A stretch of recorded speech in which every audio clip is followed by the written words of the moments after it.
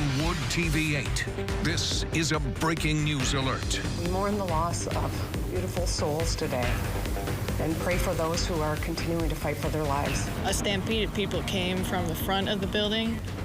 A lot of people were crying and calling and stuff, and everyone was worried that their phone batteries were going to die down there. Can't forget we had general surgeons, cardiothoracic surgeons, neurosurgeons.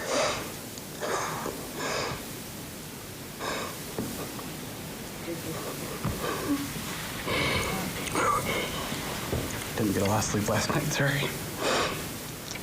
So many people that just came in. Emotions overflowing. 3 lives lost at Michigan State. 5 more still battling to survive in the hospital right now. And we are learning new information about the gunman responsible. Thank you for joining us. Our continuing coverage here on News 8 at noon. I'm Emily Linnert. And I'm Tom Hillen. We have multiple reporters working to break new information on this investigation right now. Let's get straight to the new developments we've learned in the past few hours. We know that all 8 victims are Michigan State students. 3 died last night. 5 remain hospitalized in critical condition.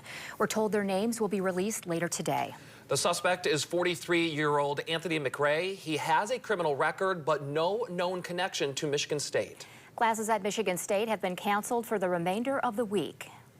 We have team coverage for you this afternoon. Joe LaFurgey will bring us reaction from the governor. Susan Shaw will bring us student and parent reaction. And Brittany Flowers and Byron Tollefson are live for us. Let's get first to Brittany, who has new information about the suspect. Yeah, so we are out front of the Union right now. This is the second building that Anthony McRae walked into and started shooting tragically last night. As you mentioned, police say he has no ties to MSU. They have essentially zero idea of what his motive could have been. We do know that McRae had 3 convictions in Michigan. The most serious was in 2019. He pleaded guilty to a misdemeanor weapons charge. Now, McRae's father, Michael, spoke with NBC News earlier today, saying he learned of the shooting when a swarm of FBI and police officers arrived at his house last night. He stated his son had no history of violence, but that he struggled to cope with his mother's death in 2020. His father said, quote, he was grieving his mom. He wouldn't let it go. He got bitter and bitter and bitter. His mom died, and he just started getting evil and mean. He didn't care about anything anymore. Police searched for more than 3 hours before finding McRae, saying it was thanks to a caller tip that came in just minutes after they released the surveillance photo of him along with a description. We would like to sincerely thank our community for their help. Because of our quick release of the photograph from the campus security cameras and the help from our community, it was a caller's tip that led law enforcement to that suspect in the city of Lansing. Part of our investigation today is to look at the suspect, his background, his history. Those are things that are occurring with our state and federal partners. Yeah, and there are several crime scenes that police will have to comb through as they continue their investigation. In addition to Berkey and the MSU Union, there was also a house where they conducted a search warrant that's connected to that suspect. In addition to another crime scene in Lansing that was approximately 5 miles from campus, where the shooter was confronted by police before he took his own life. Still waiting for more details from police as to what transpired up to that point. For now, live in East Lansing, I'm Brittany Flowers, News 8. All right, Brittany Flowers, thank you for that. Some new details just emerging from New Jersey on this story. The Ewing, New Jersey Police Department says that police found a note in McRae's pocket last night that contained threats against 2 Ewing public schools. Police say that McRae had connections to that area. The schools were closed today. It's no longer believed that there is any further threat, and that schools plan to reopen tomorrow. Our team coverage continues now with Byron Tollefson. Byron, what do we know about the victims right now? We're we're focused now on the 5 Michigan State University students who remain in critical condition here at Sparrow Hospital in downtown Lansing. But we're also now learning the names of one of the 3 victims who died. WXYZ in Detroit is reporting that one of the victims who died is Alexandria Verner. She is a 2020 grad of Clawson High School in Metro Detroit. No other names have been released just yet. 4 of the 5 students currently in the hospital here at Sparrow required surgery. And this morning we got an update from doctors at Sparrow Health. 4 of those individuals did require surgical intervention to treat their injuries. 1 individual did not and was taken to the critical care unit after being triaged in the emergency department. All 5 individuals remained in critical condition this morning. I want to thank the overwhelming response from our team. Everyone in our level 1 trauma center. This is something we talked about this morning that we practice for very often but never want to have to do. Investigators tell us they hope to release the names of the victims later today. We will continue to stay in touch with doctors here at Sparrow and bring you the latest as soon as we learn that information. Back to you.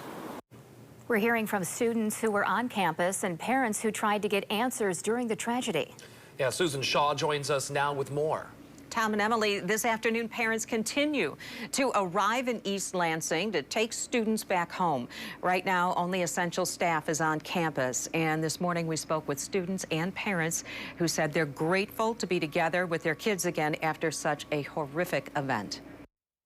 Going home with our kid, and that's pretty unbelievable thought, because I know that there are people who are not tonight, and that's terribly sad for people. So we're grateful that we're in this situation, and roommates and friends are all safe, and it's just kind of surreal. While campus activities have been canceled until Monday morning, MSU's president, Teresa Woodruff, says that other campus activities can resume after a 48-hour period passes. Emily? Sue, thank you. We're also hearing Michigan lawmakers respond to the deadly shooting. News 8's Joe LaFurgey joins us now with in studio with what the governor had to say this morning. Tom and Emily, Governor Whitmer spoke this morning, which is the 5-year anniversary of the Parkland shooting. The governor, who is an MSU alum, said this is, quote, a uniquely American problem, and the time is now to take action to prevent another mass shooting like the one last night from happening again in our state. I want to thank the incredible medical professionals at Sparrow who are working hard to care for those injured, as well as all the community members that shared tips so that our law enforcement could act. We mourn the loss of beautiful souls today and pray for those who are continuing to fight for their lives. Every Spartan student, parent, and staff member should know that Michiganders and Americans everywhere are thinking of you today. President Biden and I spoke last night. He pledged his support and the thoughts of an entire nation, and we will work together to do what is necessary to help MSU community heal. We're all broken by an all too familiar feeling. Another place that is supposed to be about community and togetherness, shattered by bullets and bloodshed. We know this is a uniquely American problem.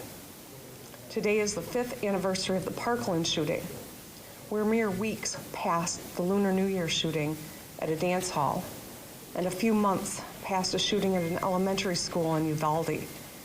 And looking back at a year marked by shootings at grocery stores, parades, and so many other ordinary, everyday situations, we cannot keep living like this.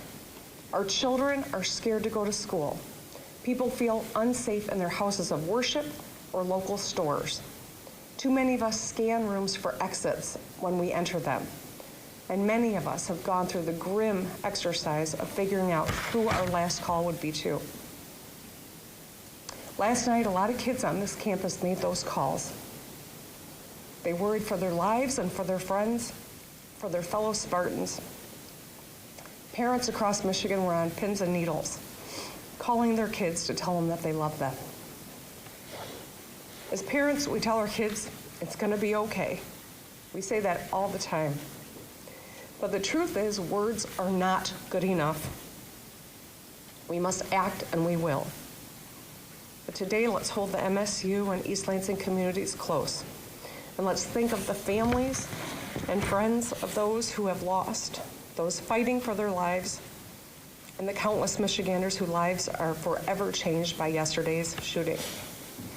We will get through this together. Governor Whitmer is also ordering all U.S. and Michigan flags in the state capitol complex and on all public buildings and grounds across the state be lowered to half-staff to honor the victims.